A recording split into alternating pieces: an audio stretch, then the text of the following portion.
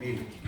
Please be aware that the joint meeting will continue until all parties have had an opportunity to be heard. Good. The special city council meeting will commence no earlier than 8 p.m., but will be called in order after the joint meeting has been adjourned.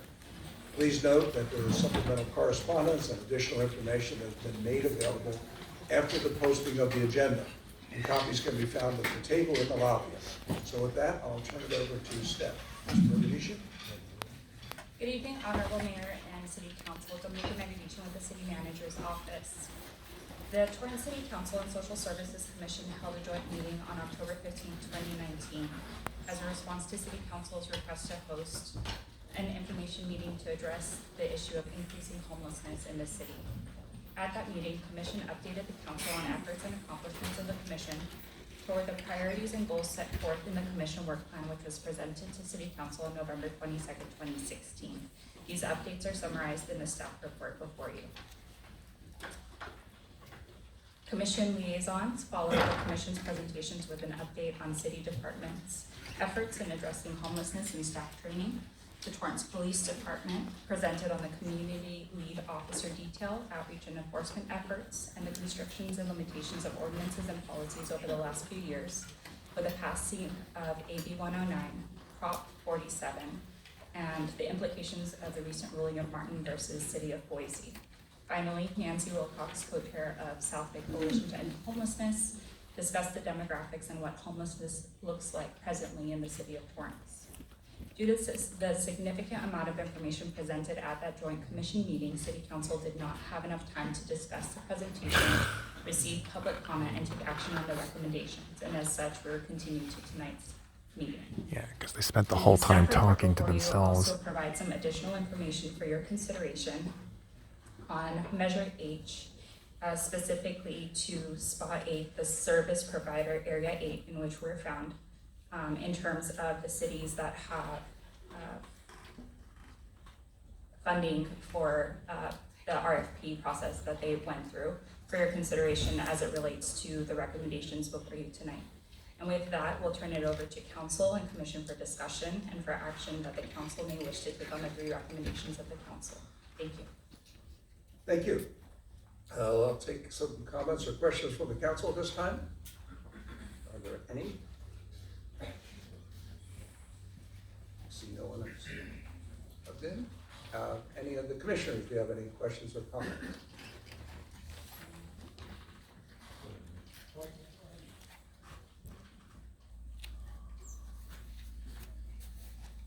I'm Commissioner Reagan.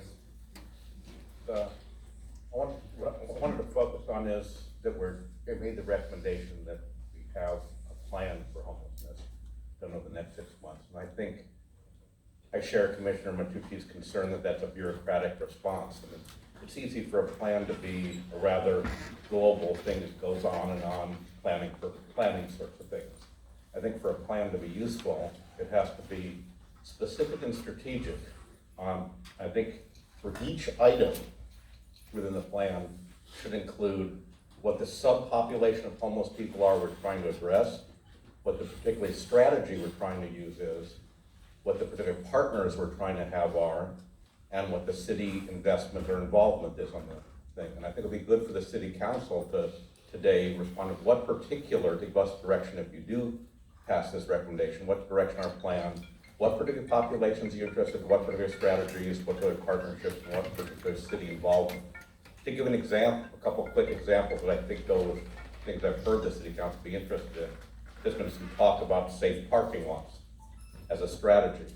I think the answer is, so what does that strategy match with what populations? Do we want that to be only, for instance, people who have jobs in Torrance? Only for people who have school children within city schools can park there? Whose land would it be? Would the city have involvement in extra policing and things? Who would we partner to do these things? Because how it would turn out can be very different on how you do this. I want to particularly address the concern of Commissioner Matucci that led to this meeting in the first place, that he wanted to have things about the strategy of increased law enforcement, increased ordinances, and increased incarceration of people who are homeless. But I think looking at that same thing, if that's the strategy, what's the population that goes with that? we don't necessarily want to be doing more law enforcement on children in our school district, or more law enforcement on battered women, or old people, or people who are sick, which particular subgroup? I would suggest for This that is him subgroup, needling we're him. looking for the subgroup of the Officer Kim identified that says people who we have police complaints about, people who don't respond to outreach offering them help voluntarily, and people who are using drugs or alcohol in public. That's the particular subset, rather than demonizing the entire group of homeless. Oh, brother. Let me say, what are the partners? And as Officer Kim pointed out, using the partnership of the Normal County courts and Normal County jail won't work because they're over flooded with people from the rest of the county. We need to alter our own court system, for example, to have a small homeless drug and alcohol court here who is dedicated to doing just this.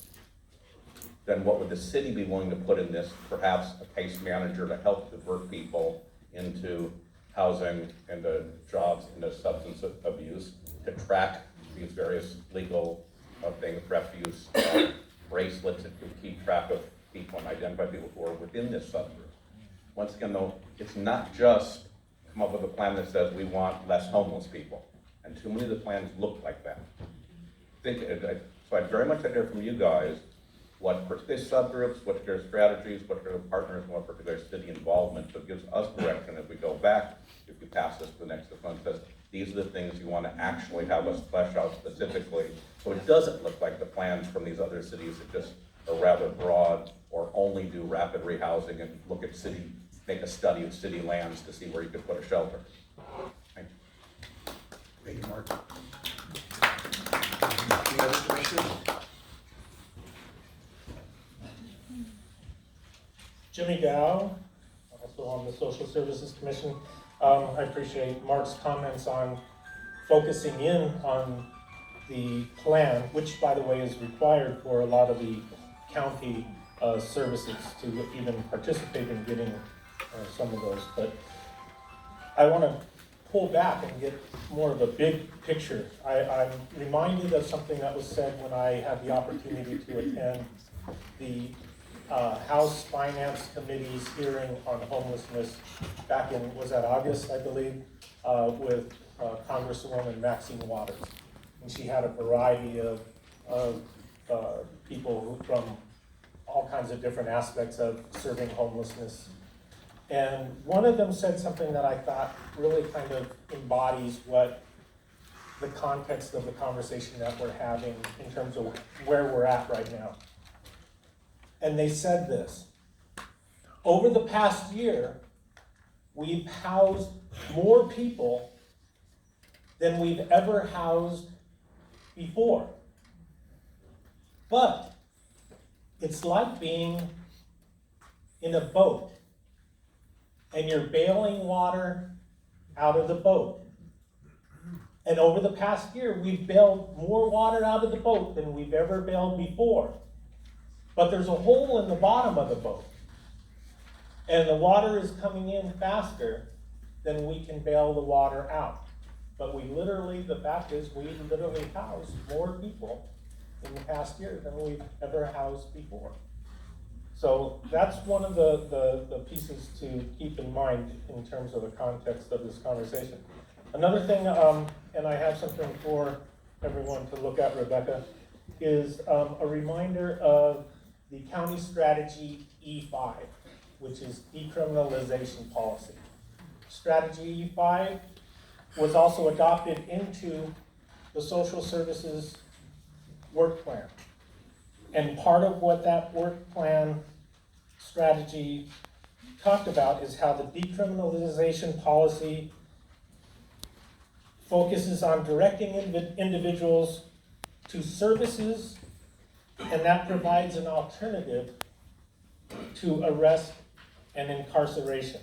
And I think that when we're thinking about people who are facing this homelessness as their situation, that we want to make sure that we're not making it harder on people to get back on their feet, to get the help that they need.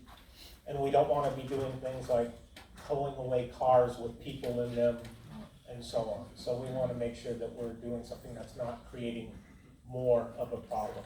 So that would be one thing to keep in mind, is the decriminalization policy. And I appreciate you listening, and I'm available for any questions. Thank you. Any other commissioners? See none? I see there's a number of people in the audience, and by a show of hands, how many people are signed up already to speak? And if you've not signed up, you'll be speaking after those who have signed up. And I would remind everybody, the reason we're here is to seek solutions to a problem. We're not here to criminalize anything, and we're looking to find guidance that is legal. And I'm certainly hopeful that somebody in this audience today has some idea that'll work within a compassionate community, a reasonable community, and a legal community. And we'll leave it at that. And we have people who are signed up. We'll call those people first, and then after that, anybody else who wishes to speak. There's 3 minutes to